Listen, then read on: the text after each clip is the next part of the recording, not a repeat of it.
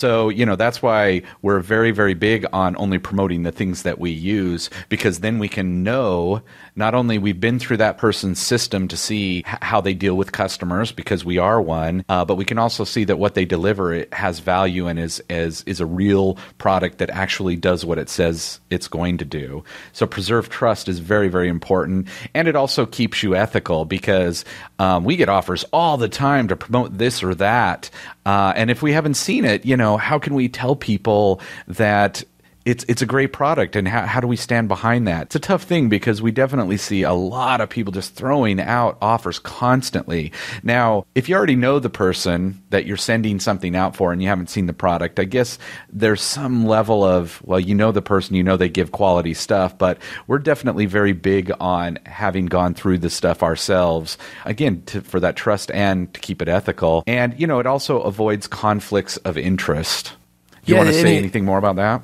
Wait, I was just going to say it kind of, something that's coming to mind is that thing that people sometimes say about art. The really, I guess, Puritan approach would be, well, art is this thing that should just come organically from somebody, and the artist that now sells their art, are they now compromising their art? And because now they're having to appeal to other interests and what people want, and is it no longer something that really came from them?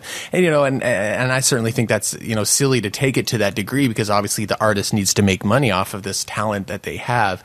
And in what we do through Internet Business Mastery, and what we encourage you, the listener, to do is to become this source of trusted information, this go-to expert. And obviously that takes time and effort for us to build up that brand, to go through all the information, to have the connections, to use the things, to learn the lessons that then we want to share with you, so that you don't have to go through those same lessons. And, that's something we want to be paid for. And some people might argue it's like, well, there's this huge conflict of interest the moment that you're recommending something that you're benefiting from. And, obviously it's a line that we all have to draw for ourselves, that line of ethics and things. But, the one that we've drawn for ourselves is that we want to, at the very least, know who the person is and have had experience with them and their products in the past, or ideally have looked through the product ourselves, and even more ideally have it be something that we actively use, because we do want to avoid those kinds of problems.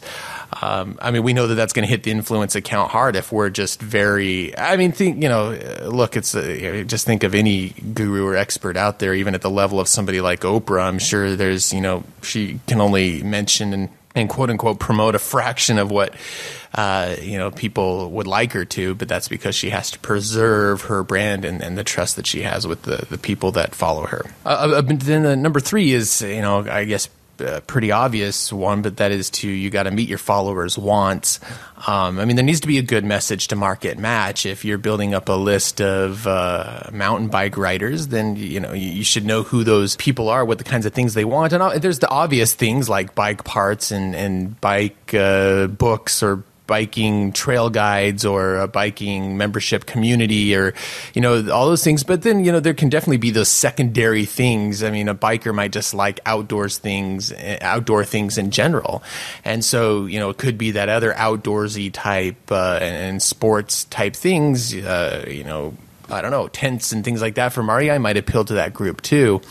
One thing that's nice about something like Twitter is that because Twitter, you can get a very focused niche of people, but then there's also a lot of general interest bouncing around there on Twitter. So every once in a while, you can try some other things as well. But for the most part, you want to get a good sense of what your followers want, and then just match up well to that. Pay attention to the pains that they mention, the questions that they ask.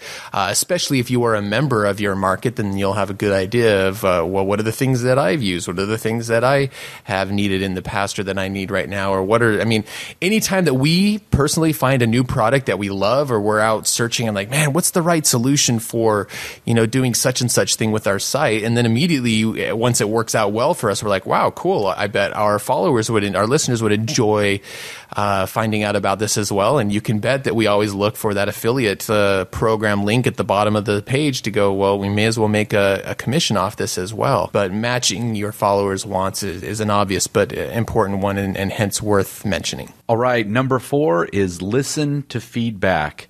And this is definitely very important and the other side of preserving trust. If your people don't like something that you've offered for whatever reason, even though you trust it, you've gone through it or whatever, if they don't like the offer, then you pull it.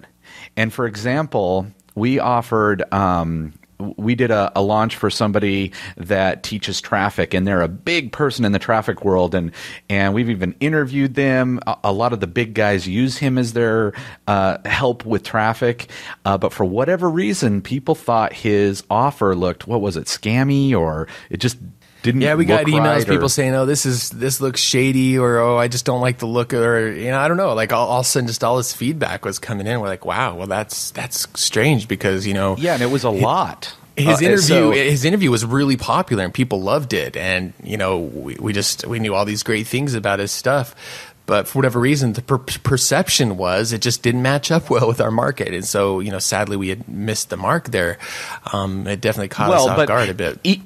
Yeah, even though, we liked what he was offering and have several of his products, it's just like if everybody's thinking that it's looking shady, or whether, obviously for us, it's not true. It wasn't shady. But if it's looking that way and it does anything against the trust that you've built up, we decided not to offer that anymore, just to continue with that trust. Because, if one person says it, you go, well, maybe they're just seeing it a certain way, and we can actually email them back and say something about it to help with that. But if you start getting a lot of people are thinking that, it's definitely time to consider pulling that particular affiliate program. Yeah, it's a balance.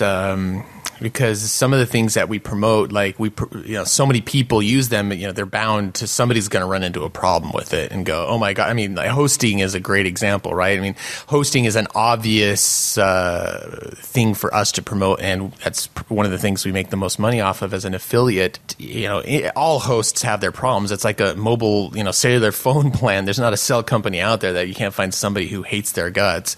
So naturally, we now and again get somebody going, wow, I don't know why you recommended this hosting program, because it just doesn't work out for me, and this and that and the other. But of course, we know we use it, and we know lots of people who use it and have had fine. But that's fine. That was their experience. It's bound to happen. So it's definitely a balance between, okay, 2 or 3 people have said something, or wow, we're getting a lot of feedback, and it's clear that for whatever reason the perception is such, and perception is everything. Even if it's not necessarily what you believe to be true, perception is everything, and so hence to preserve the trust, we followed that feedback. All right, so how do you go about finding some affiliate programs to promote? And the first place you should look is products that you already use, and that's the large one, where that's a large source for us. I mean, pretty much the stuff that we promote just organically comes out of, wow, that was a cool product. It really worked out well for us. I bet our listeners would like to know about that, so let's let them know about it, and then we take it from there. That's the number one place that we. So just think back through, like, what are products and places and sites that I frequent and buy stuff, and let me go see if they have an affiliate program. We put this question out. It's just asking what questions people had about affiliate programs, and Bruce Baker got back to us on Facebook, and he said the following. He said, well, I know about Alan Jardine's site. As I recall, it includes some reviews of companies and products and payment plans. Are there other, perhaps better sites that you that do likewise? I'm interested as well in knowing which affiliate program companies have good products and pay plans and are reliable, both in distributing product and in paying affiliates. I mean, that goes to trust factor. You want to know that the program is not only going to pay you, but then also fulfill the product and treat your customers right. So here's some other ones. So he mentioned Alan Jardine's site, which I've been to several times in the past. It's associateprograms.com, and we'll have that in the blog post back on the site at internetbusinessmastery.com. And they have a lot of great information about how to choose affiliate programs, and they have some reviews and a directory of different programs by niche there. So that's one place you can go and look. And then there's lots of other review and clearinghouse type programs out there, like Commission Junction. It is not my favorite. I think their site is really hard to use, but it can't be denied